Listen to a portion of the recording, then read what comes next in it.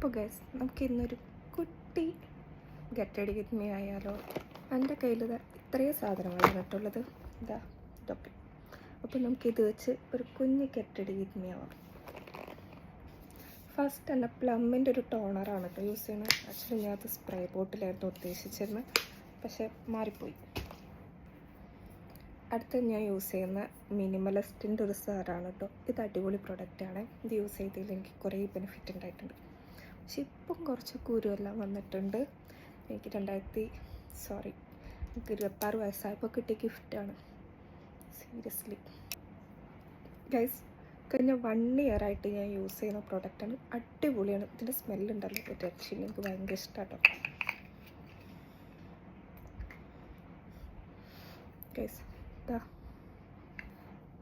മാമാർത്തിൻ്റെ ആകൊരൊറ്റ product use ചെയ്യുന്നത് അതിതാണ് കേട്ടോ, pure ലിപ്പ.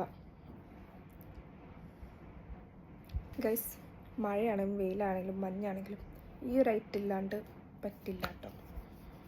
തീർന്നു, മേടിക്കണം ഇനി. ഗൈസ്, ഇത് ആശ്മിയുടെ. ഇതിനകത്ത് കുറേ ഐറ്റംസ് ഉണ്ട്. നമുക്കിതും കൂടെ ഒന്ന് ട്രൈ ചെയ്യാം കേട്ടോ.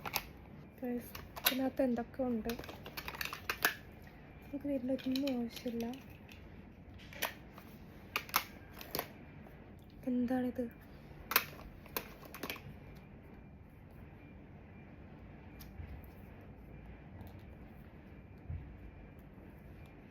കോമ്പാക്ട് പൗഡർ തുറക്കാൻ കിട്ടണില്ല, സോ നമ്മൾ യൂസ് ചെയ്യണം. കാരണം എങ്ങാനും പൊട്ടിപ്പോയാൽ പിന്നെ മേടിച്ചു കൊടുക്കേണ്ടി വരും.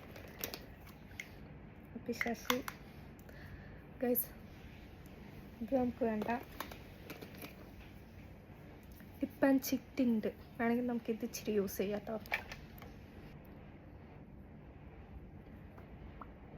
കുറച്ച് നമുക്ക് ചീക്കലും കൂടെ ഇട്ട് കൊടുക്കാം.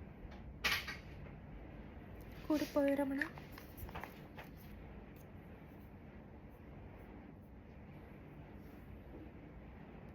കണ്ണെഴുതിയതിനെ പറ്റി എനിക്കൊരു കാര്യം പറയാനുണ്ട്. പണ്ട് ഞാൻ വടയക്ഷീനെ പോലെ കണ്ണെഴുതുമായിരുന്നു. പക്ഷെ ഇപ്പോൾ കുറച്ച് നാളായിട്ട് ഇവിടെ കൊളായി. നമുക്ക് അതേപോലെ തന്നെ ഇതും കൊളാക്കണം, എന്നാലും സെറ്റാവും. ആണെങ്കിൽ ഇവിടെ ഇങ്ങനെ ഒരു വരട്ടെടുക്കാം.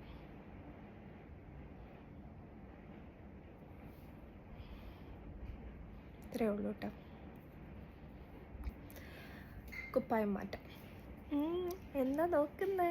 ഞാൻ മാറ്റിയിട്ട് വരാം. കുപ്പായം അമ്മ പിറന്നാളിന് മേടിച്ചു തന്നിട്ട് പിന്നെ ഇന്നാണ് കേട്ടോ ഇടണം. അമ്മയ്ക്ക് വിഷമാവരുതല്ലോ.